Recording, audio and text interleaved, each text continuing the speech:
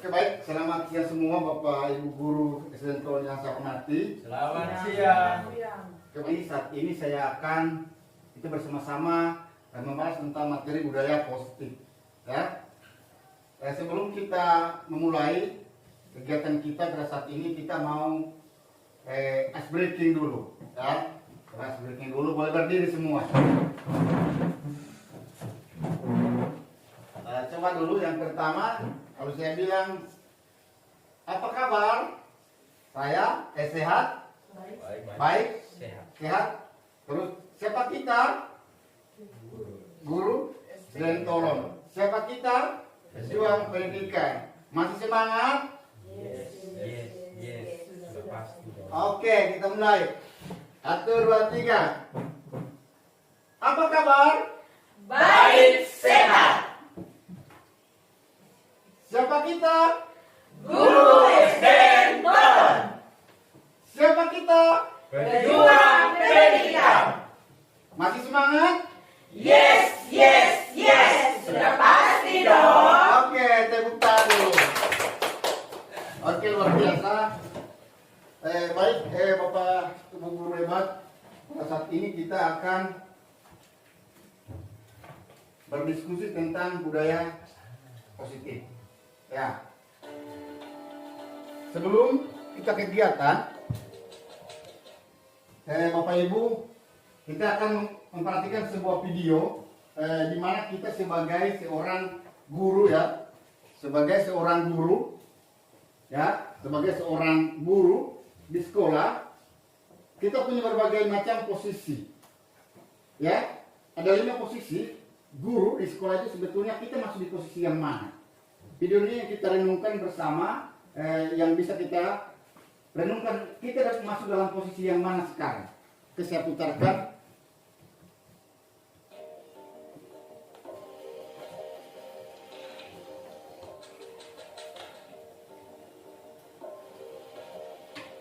Naren, sini kamu. Selamat pagi, Bu. Selalu terlambat. Kamu deh, pasti terlambat. Maaf, Bu.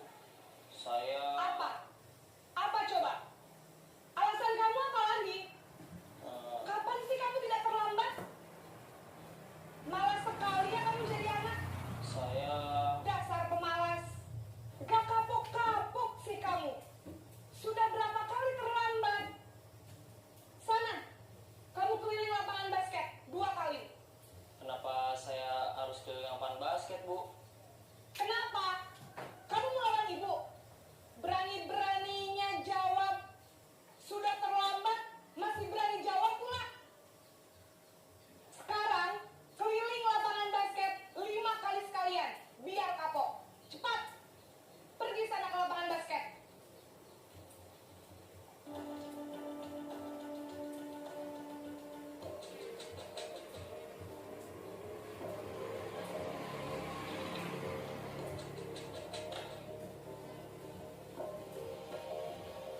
Naren,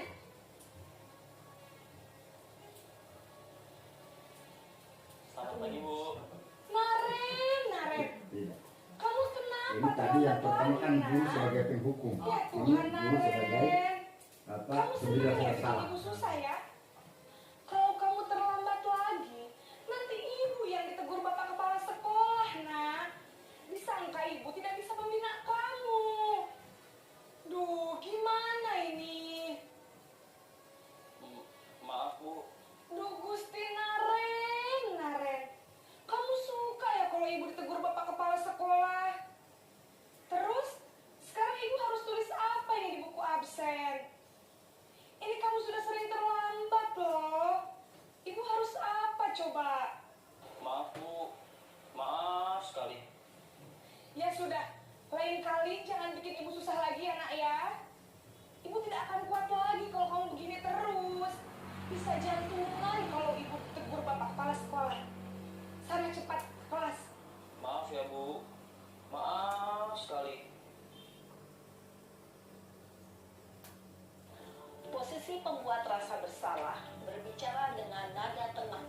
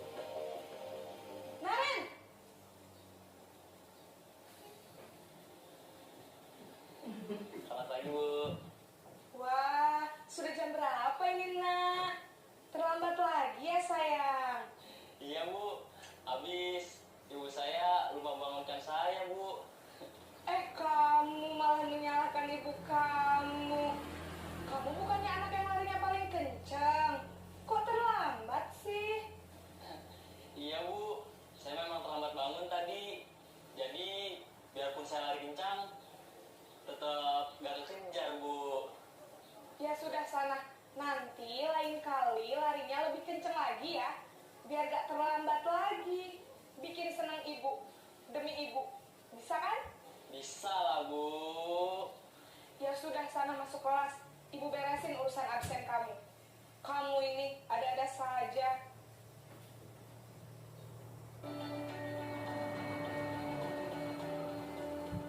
Ada dua.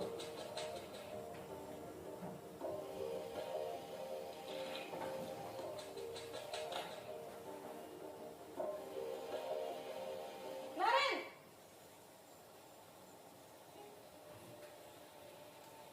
Selamat pagi, Bu. Naren, apa peraturan sekolah kita tentang jam berapa kita harus masuk sekolah, nak?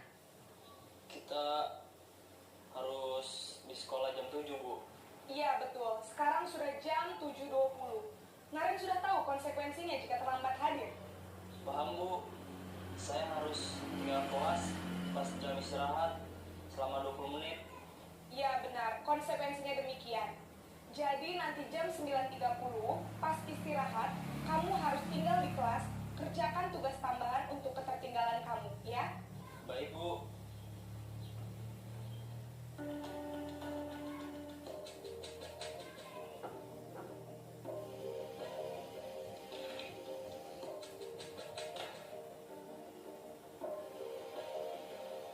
Naren!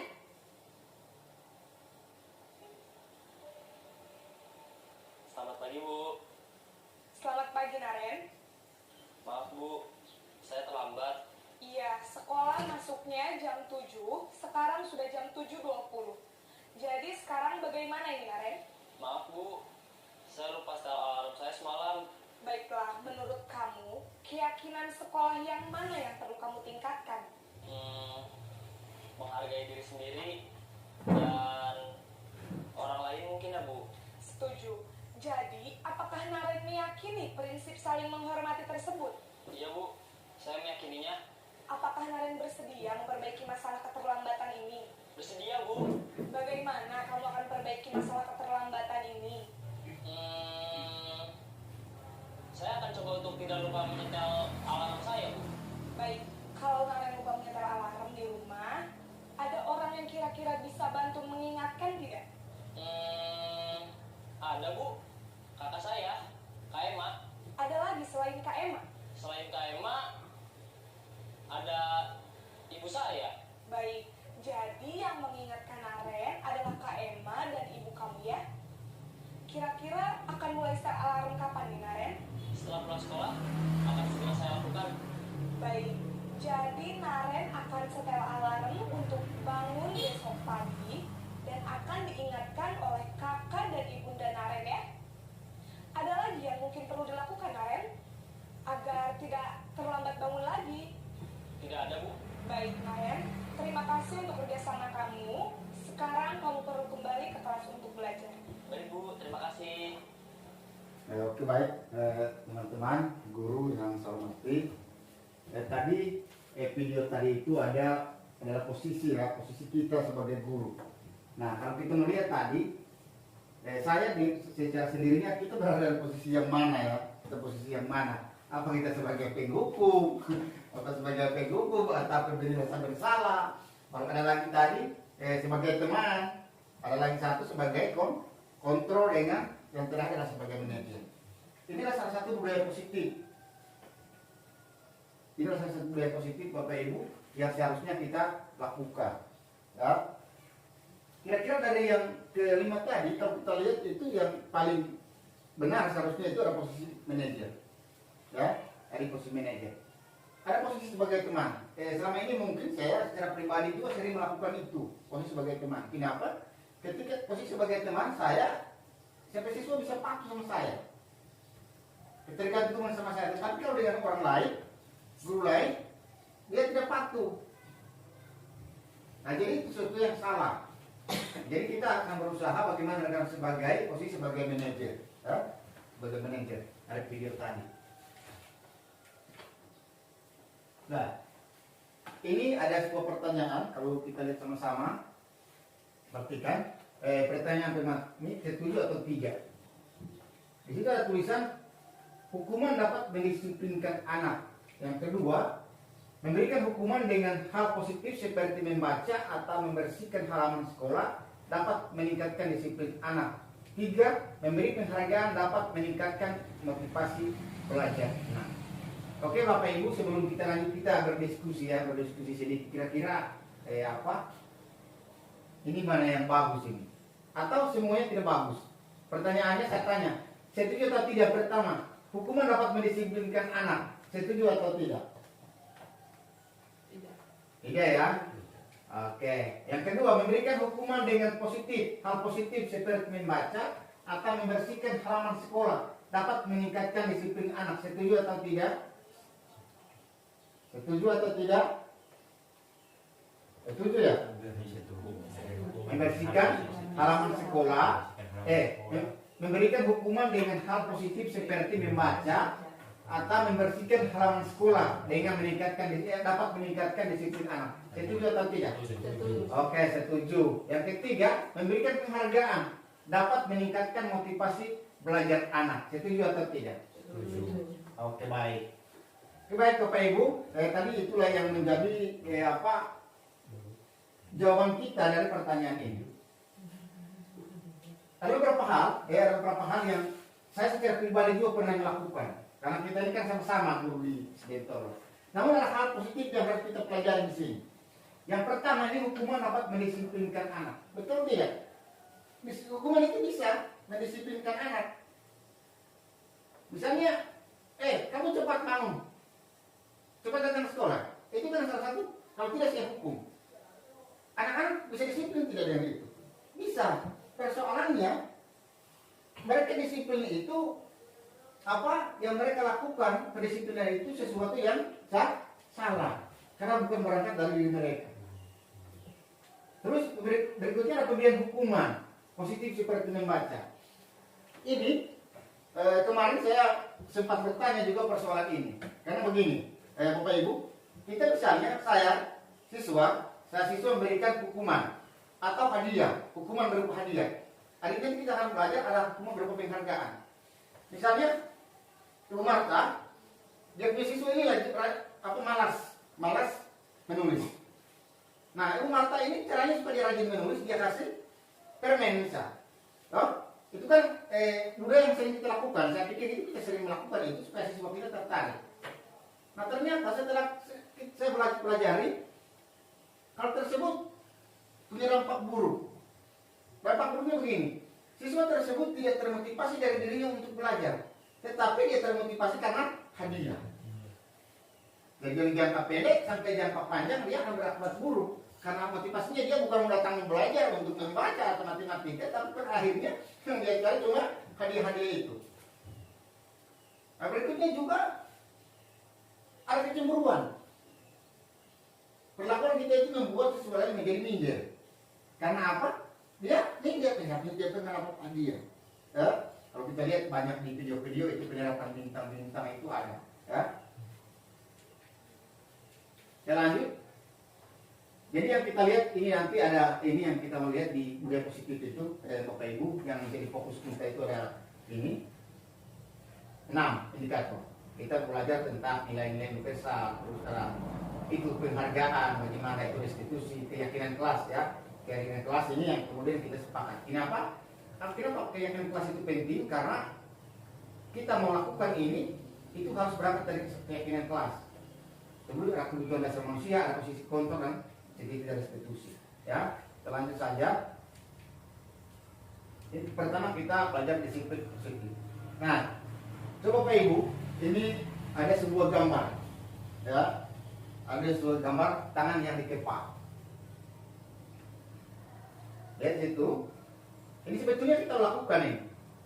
Boleh masing-masing pegang di tangan begini, sekeras mungkin. Ya. Bu Marta barangkali boleh coba dengan Ibu Kristiani. Dicoba. Kristiani pegang tangannya keras, Bu Marta yang buka. Ya. Coba, oke. Bu Marta buka. Ya. Kristiani sekeras mungkin. Kita lihat. Sekarang Bu Marta yang buka. Dua tangan boleh? Boleh dua tangan. Penting jangan karo di tangan. Mana yang paling kuat?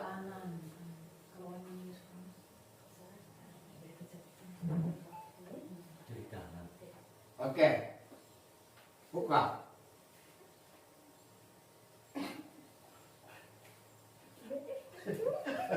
Oke, itu boleh. Baiklah. Coba sekarang kita tanya dulu. Bagaimana membantah? Susah tidak? Susah ya? Susah. Kita buka tebang kepalan tangan teman kita susah. Alasannya apa? Pertama, kita diumpamakan bahwa kepalan tangan ini jati diri kita. Jati diri kita itu tidak akan orang tahu kalau kita tidak bukan kita sendiri yang buka. Jadi ada rahasia sebetulnya dalam diri kita itu kita yang pegang. Ketika orang tahu, pasti kita sudah buka sendiri. Kenapa? Karena tidak akan bisa ada orang yang mengintervensi atau mengatur kita. Kita hidup dengan kodrat kita sendiri, kita hidup dengan keyakinan kita sendiri. Jadi, dengan keyakinan kita sendiri itu tidak bisa ada orang yang harus atur kita. Ya?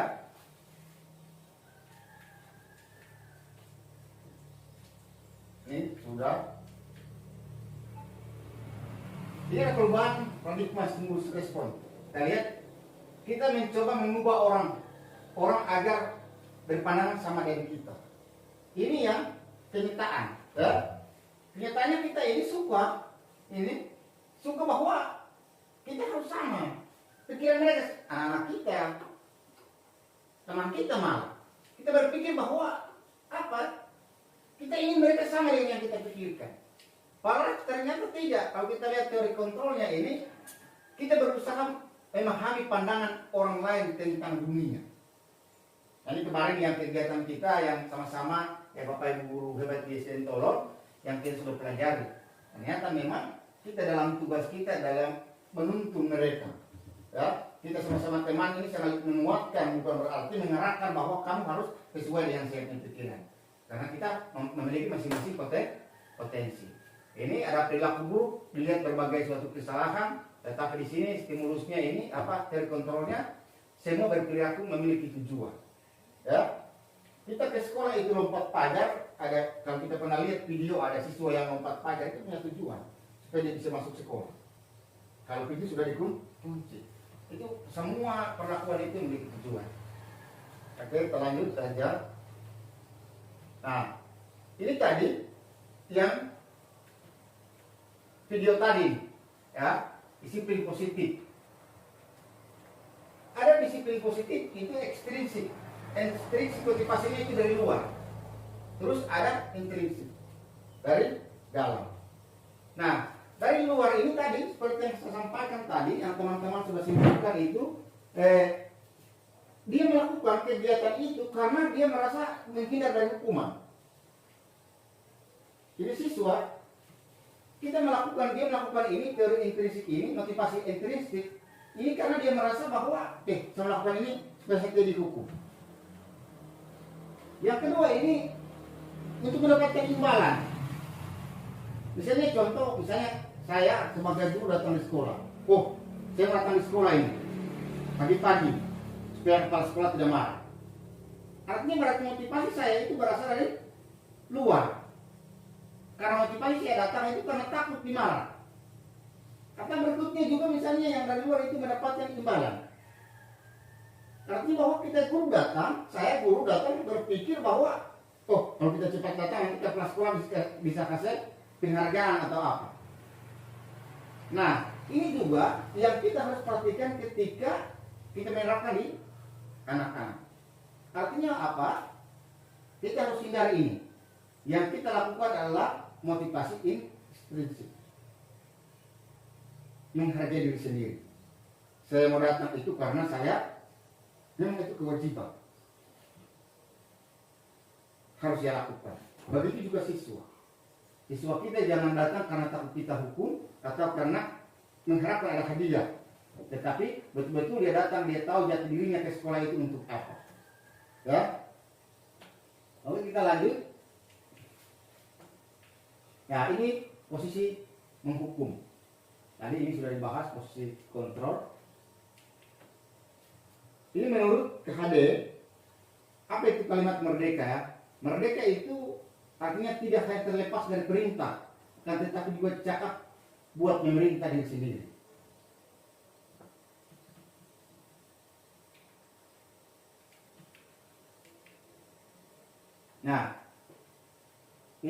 tadi ini yang saya sampaikan, dihukum oleh penghargaan. Yang pertama, ada pengaruh pendek dan jangka panjang. Terus penghargaan menghukum, baru penghargaan mengurangi ketepatan. Penghargaan tidak efektif dan penghargaan merusak hubungan. Nah, ini adalah dampak dari melakukan hukuman. Ada dampak jangka panjang dan ada jangka pendek. Ada juga penghargaan mengurangi ketepatan, penghargaan tidak efektif. Ini ada, nanti kita akan bahas penghargaan merusak hubungan. Tadi yang saya sampaikan, kenapa merusak hubungan artinya ketika misalnya si A kita memberikan penghargaan sementara yang satu tidak pernah minta penghargaan, itu tentu akan terjadi ketidaknyamanan antara peserta A dan peserta B. Karena mereka yang lain tidak mendapat penghargaan itu, mereka tidak dihargai. Ini adalah penghargaan juga bisa menurunkan kualitas anak-anak. Tidak menurunkan kualitas artinya begini. Kalau hari ini misalnya dia dapat 3 bintang, misalnya kita kasih simbol bintang. Besoknya dia dapat dikasih kurang lagi bintang. Ini baru yang diterapkan sehingga ini mengurangkan kualitas. Anak-anak menghilangkan gairah belajarnya. Ya. Penghargaan juga mematikan kreativitas, penghargaan juga mengurangi motivasi dan ekspresi.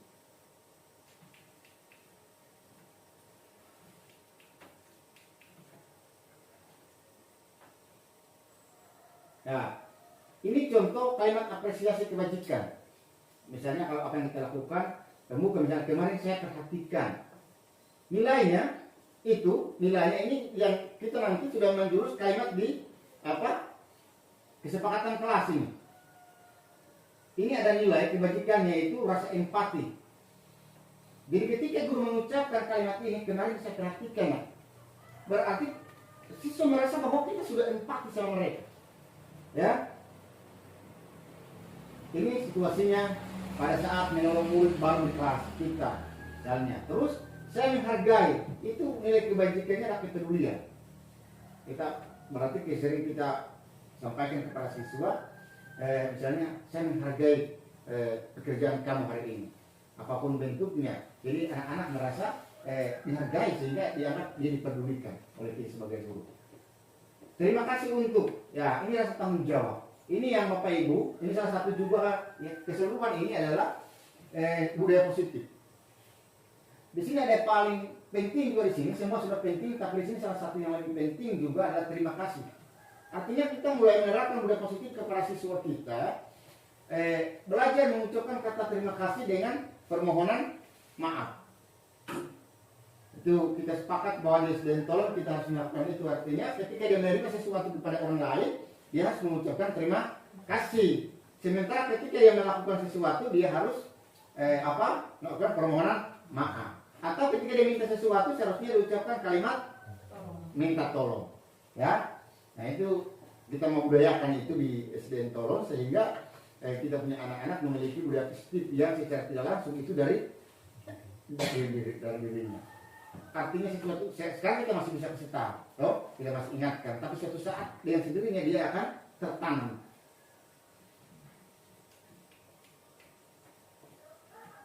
Ini coba diperhatikan, kita mulai sama-sama ini, kita mulai kalimatnya ini.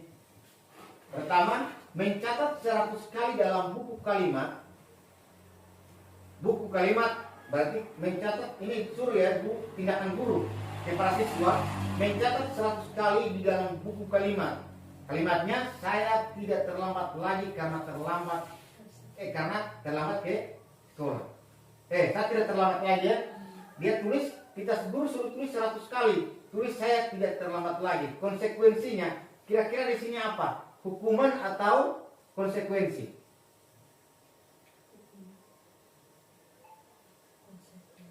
Konsekuensi atau hukuman? Konsekuensi, oke. Lari mengelilingi lapangan basket 2 kali karena terlambat hadir di sekolah. Konsekuensi atau hukuman?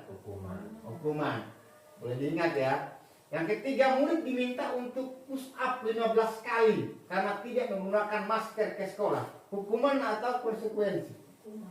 Hukuman. Terus membersihkan tumpahan air di meja tulis karena tersenggol pada saat belajar. Konsekuensi. Konsekuensi atau hukuman? Nah, di atas tadi ya, lomba. Menggantikan kertas tugas teman yang telah dicoret-coret, hukuman atau konsekuensi. Konsekuensi. Murid disuruh untuk tidak mengenakan sepatu seharian di sekolah karena tidak mengenakan sepatu hitam. Hukuman atau konsekuensi? Hukuman. Lari mengelilingi lapangan basket 2 kali karena terlambat 10 menit untuk pelajaran PJOK. Hukuman atau konsekuensi? Ya. Ini gambaran bahwa memang kita susah ya. Saya secara pribadi susah membedakan mana termasuk hukuman dengan konsekuensi. Ya. Tapi kita lihat di sini. Nah, siapa tanya menjawab? Lihat, mencatat 100 kali dalam buku kalimat itu termasuk hukuman. Lari mengelilingi itu termasuk hukuman. Meminta murid push up itu hukuman. Ini membersihkan tumpahan air di meja karena tersenggol pada saat belajar, termasuk konsekuensi. Kenapa ini termasuk konsekuensi? Coba kita lihat pembedaannya. Di sini membersihkan tumpahan air di meja karena tersenggol. Artinya ini kejadian langsung. Ya, dia langsung kejadian itu langsung disuruh, berarti itu konsekuensi. Nah, tapi kalau yang lari-lari ini kan sudah langsung, ya, tidak langsung, dia memang sengaja, tapi kan ada sesuatu yang tidak disengaja tiba-tiba dilakukan, misalnya mencoret-coret, itu termasuk konsekuensi. Karena waktu itu disuruh bersihkan, misalnya mencoret papan tulis. Oke, ini hukuman dan konsekuensi. Kita lanjut saja. Perbedaan hukuman ini ada. Perbedaan hukuman dan konsekuensi. Yang pertama, kita lihat kalau hukuman itu membuat anak sakit fisik, sakit hati, jangka waktu yang lama. Sementara konsekuensi membuat anak merasa tidak nyaman dalam jangka waktu pendek. Terus yang berikutnya, anak membenci disiplin. Yang konsekuensinya anak menghargai disiplin. Ini dia punya akibat. Terus di sini hukuman itu bersifat paksaan. Sementara konsekuensi stimulus atau tanggapan. Berikutnya ini mendorong anak yang menyakiti dirinya sendiri, mendorong anak agar mudah menyesuaikan diri. Itu terus bawahnya lagi marah, rasa bersalah, dipermalukan, merasa tidak dihargai. Berikutnya konsekuensinya kehilangan hak, dibuat tidak nyaman, diasingkan untuk sementara. Nah, Bapak Ibu, kita masuk di sini. Apa itu restitusi? Ya. Restitusi kalau kita lihat ini definisinya adalah restitusi adalah proses menciptakan kondisi bagi murid untuk memperbaiki kesalahan mereka sehingga mereka bisa kembali pada kelompok mereka dengan karakter yang lebih kuat. Restitusi itu merupakan proses kolaboratif yang mengajarkan murid mencari solusi untuk masalah mereka dengan membantu murid berpikir tentang orang-orang seperti apa yang mereka inginkan yang menjadi tujuan mulia. Tadi kalau kita lihat ini proses restitusi yang diterapkan di sini tadi ada di posisi kontrol yang ke-6. Nanti kita akan lihat pada akhir materinya ini. Ini contoh-contohnya ada hukuman itu contohnya sesuatu yang menyakitkan, konsekuensi sesuatu yang harus terjadi. Restitusi itu merupakan dari sebuah pilihan. Kenapa dibilang sebuah pilihan? Karena ketika anak-anak itu punya masalah, punya perbuatan yang salah, bukan guru yang cari solusinya, tapi mereka yang cari solusinya, cari solusi sendiri penyelesaiannya seperti tadi video yang tadi. Bagaimana mereka bisa menemukan solusinya? Pertama, kita sebagai guru harus membuat salah satu budaya positif yang dilakukan dengan menggunakan kesepakatan kelas. Ada kesepakatan kelas dan kesepakatan sekolah. Nah, kesepakatan kelas ini bagaimana? Nah, kesepakatan kelas ini bukan guru yang bikin. Karena kita mau belajar bahwa disiplin itu berdasarkan dari instruksi siswa dari dalam, sehingga bukan guru yang bikin. Kita cuma bimbing anak-anak peserta didik kita di kelas. Kira-kira kalau misalnya kita tanya, kira-kira kalau kita belajar bagaimana bagusnya? Oh, misalnya tulis, tidak bisa mengganggu. Nah, itu mereka tulis. Kenapa? Karena itu belajar dari apa yang mereka buat, sehingga ketika mereka melanggar, mereka tahu solusinya. Bagaimana caranya? Ini ciri-ciri restitusi. Kita lanjut saja. Pada konsep keyakinan kelas.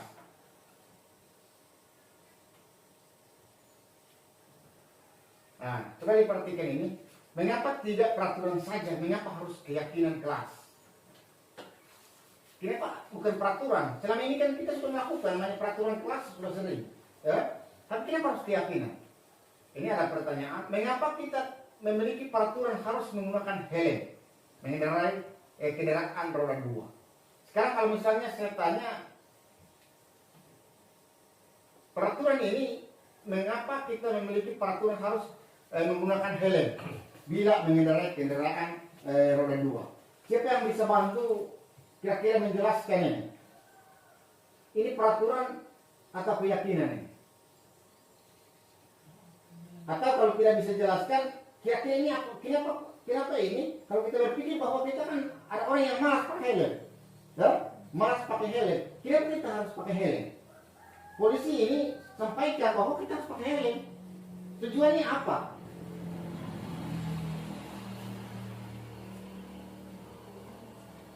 Ya. Jadi kadang kita sebagai pengendara ya, kita malas pakai helm. Kenapa? Karena ini kita merasa bahwa ini sebuah peraturan yang dibuat dari kepolisian. Kita yakin sebuah peraturan itu kan bukan saya yang buat. Jadi kita berpikir bagaimana kita supaya rajin menggunakan helm. Kita merubah peraturan ini menjadi sebuah keyakinan. Dengan apa? Menggunakan helm itu menghindarkan kita dari bahaya. Nah, ketika kita mulai berpikir bahwa sebuah keyakinan kalau kita pakai helm menghindar kita dari bahaya, tentu kita akan menggunakan helm secara terus menerus. Jadi ini yang harus kita bangun di sekolah. Ini mengapa kita memiliki peraturan 3M, menggunakan masker, mencuci tangan, menjaga jarak sampai 100 meter. Karena notabene adalah supaya kita sehat, terhindar dari virus. Jadi kita meyakini ini bukan sebuah tapi kita anggap ini sebuah keyakinan. Oke, lanjut. Ya, ini bagaimana berpositif itu ada peraturan kelas. Kalau kita lihat ada peraturan kelas, ada keyakinan, ada lingkungan positif dan ada budaya positif. Kalau kita lihat ada peraturan kelas. Peraturan kelas itu seluruh peraturan kelas. Kemudian lihat pertama ada budaya positif. Kita mulai bentuk ada budaya positif di sekolah. Kira-kira budaya positif apa yang kita bisa lakukan di sekolah? Seperti visi sekolah kita, yaitu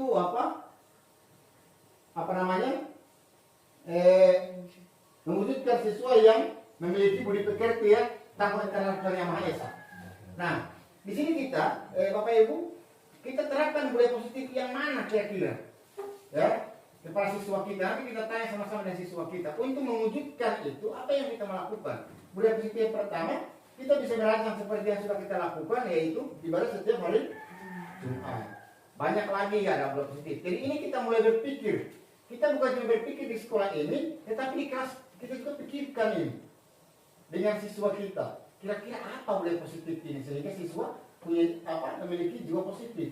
Selain beribadah, selain misalnya ke sekolah, rajin ke sekolah, selain bagaimana cara dia belajar, bagaimana menghargai guru-guru, menghargai temannya. Nah ini kita mulai pikirkan. Ya, kita mulai pikirkan apa kira-kira yang bisa saya lakukan.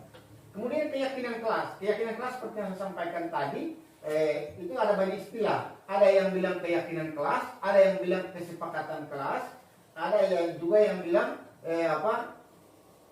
ada satu istilahnya ya, peraturan kelas ya. Itu masing-masing punya istilah dan punya tujuan. Jadi kita guru supaya kita terhindar dari teori kontrol tadi yang 1, 2 dan 3. Pertama kita harus menerapkan keyakinan. Kita buat dulu. Itu langkah pertama yang harus kita lakukan. Kita buat keyakinan kelas dulu bersama siswa sepakati. Sehingga ketika mereka melanggar, kita panggil mereka untuk mencari solusinya. Kita tanya-tanya ya. Lanjut.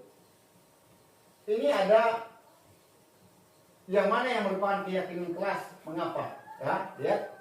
Datang tepat waktu mengucapkan salam. Di sana kami guru dan murid saling menyayangi. Menjaga kebersihan sekolah. Kami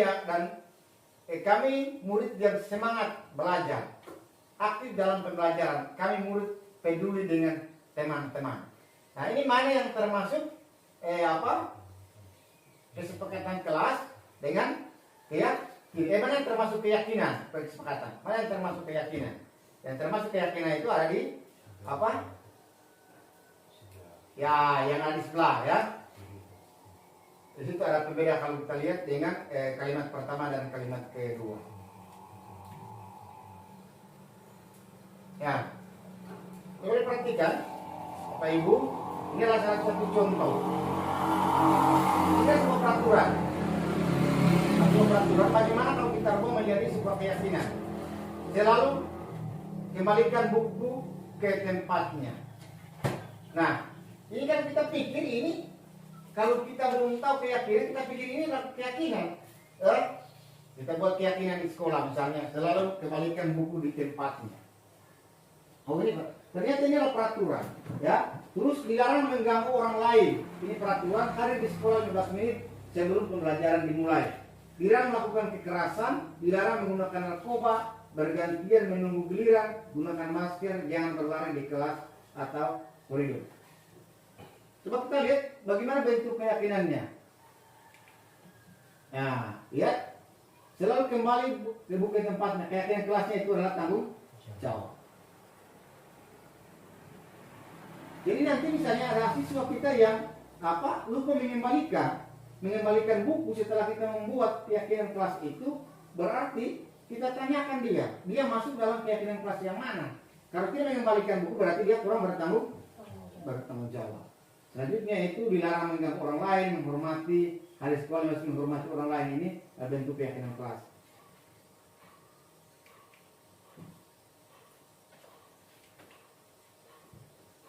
Ya, sebelum kita lanjut, di sini ada istilah yang perlu Bapak Ibu perhatikan. Ini adalah istilah kebutuhan dasar manusia. Ya, ada kebutuhan dasar manusia ini. Kebutuhan dasar manusia itu ada 5 ya. Ini pertama, setiap manusia itu untuk bertahan hidup itu ada 4. Yang pertama, kenapa kita mau hidup, maksudnya bertahan hidup itu karena ada kebutuhan dasarnya yang kita mau cari. Pertama, setiap manusia itu kebutuhan dasarnya ingin senang. Apapun alasannya yang dia lakukan itu adalah sebuah kesenangan.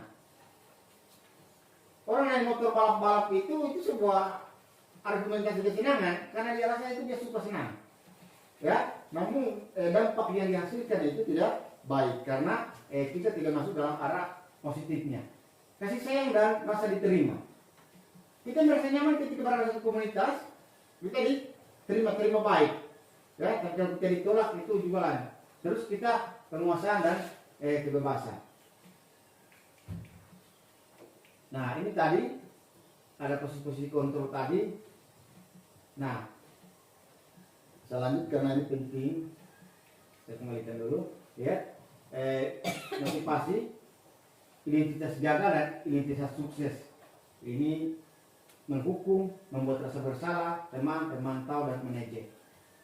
Ya, perbedaannya itu menghukum itu menunjuk. Kalau tidak menghukum itu menunjuk, menyakiti, ya. Terus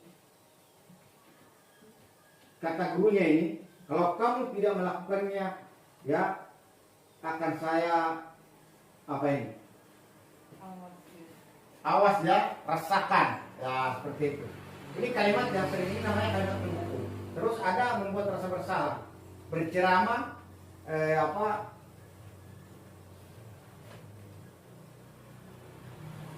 jelasin ya.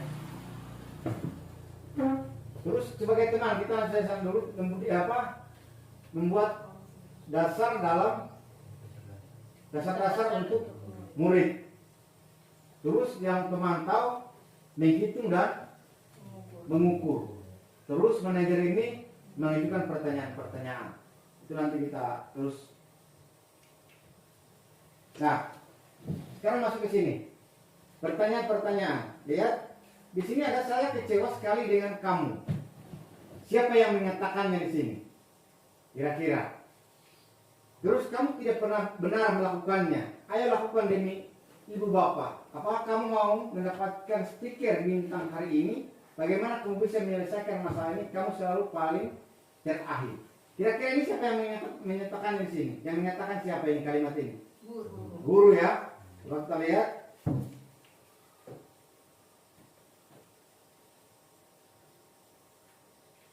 Ya, kita masuk ke sini bergerak antara peraturan pemantau konsekuensi dan nilai-nilai manajer yang perlu diperbaiki.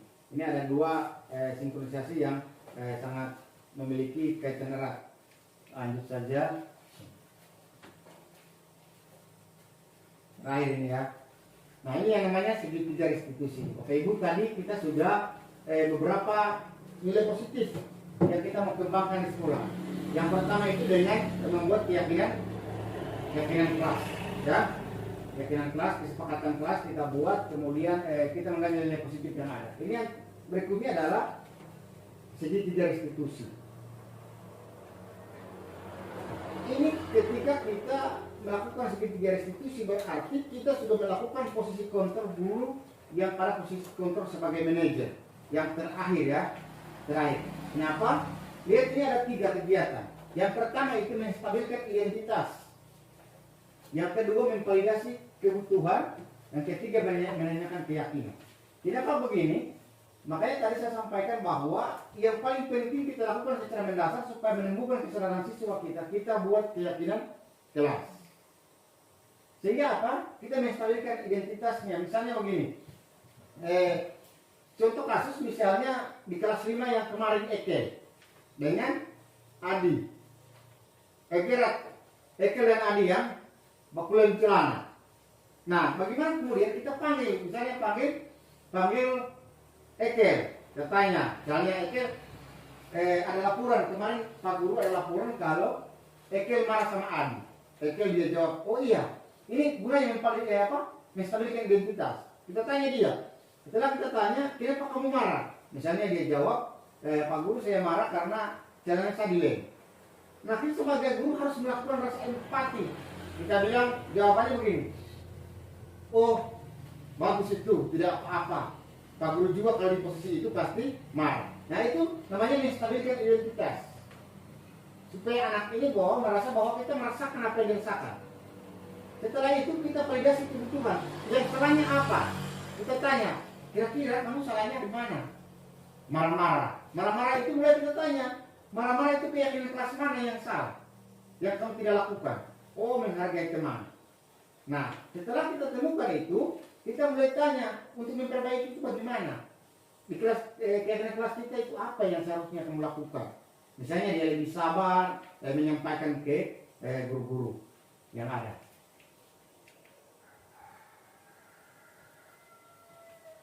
Ini salah satu contoh perkataan. Salah satu perkataan yang saling identitas. Ini misalnya guru berkata berbuat salah itu hal yang manusiawi. Tidak ada manusia yang sempurna. Bapak Ibu juga buat salah. Kita pasti bisa menyelesaikan masalah ini. Bapak Ibu tidak tertarik mencari tahu siapa yang benar, siapa yang salah. Jadi dalam hal ini kita tidak menstabilkan identitas ini. Kita tidak cari siapa yang benar, siapa yang salah. Ya, kalau kamu menyalahkan dirimu sendiri terus menerus, apakah kamu bersikap baik pada dirimu sendiri? Ya. Ini validasi kebutuhan. Kamu bisa melakukan hal-hal yang lebih buruk, tetapi kamu tidak melakukannya kan? Nah, terus kita bisa tanya juga, kamu pasti punya alasan mengapa melakukannya. Terus apa yang penting bagi kamu? Kamu boleh tetap berusaha menjaga sikap itu, tetapi tambahkan sikap yang lain yang baru. Maukah kamu belajar cara lain untuk mendapatkan kebutuhan tanpa harus memukul? Apakah kamu bisa melakukan lebih baik besok lagi? Ini bentuk validasi kebutuhan. Ya, ini yang terakhir keyakinan kelasnya. Ya, ini menanyakan keyakinan kelas. Guru berkata, contoh kalimatnya ini, apa ini yang kita percaya di kelas sekolah kita? Nah, jadi ini kalau misalnya ada nanti kita sudah buat keyakinan kelas kita masing-masing di kelas, ya nanti kita tanyakan sama mereka kalau mereka langgar. Kita panggil ya, apa nilai yang kita percaya di kelas? Kita tanya dia. Sekolah kita nilainya, universitasnya apa yang telah kita sepakati? Ya? Kita mulai tanya dia sehingga dia tahu bahwa dia melakukan kesalahan. Dia melakukan kesalahan, melanggar apa yang dia sudah sepakati di peraturan kelas itu.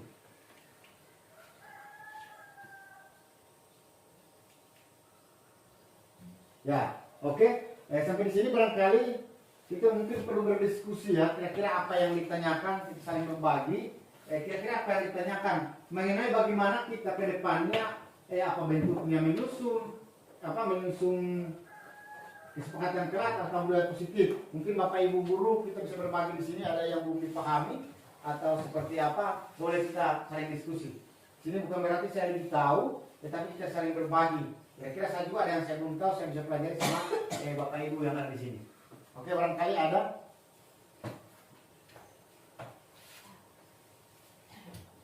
Ya ada.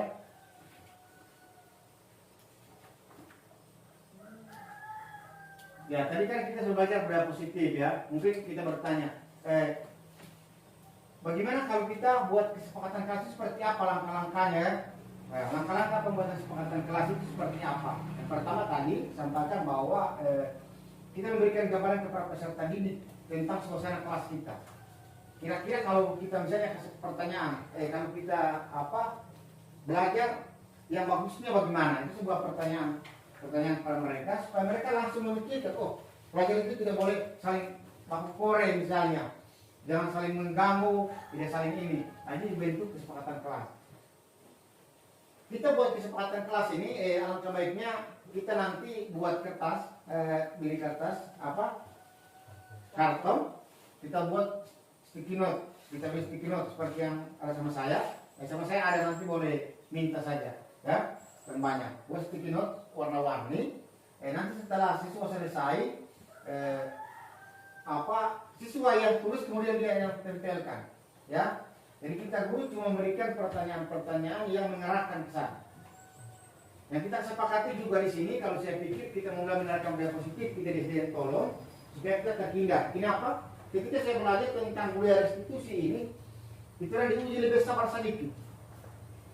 Ternyata telah diuji lebih sabar supaya ketika ada kasus-kasus anak-anak, kita mulai menjaga kontrol dengan minimnya tadi, jadi 3 restitusi tersebut.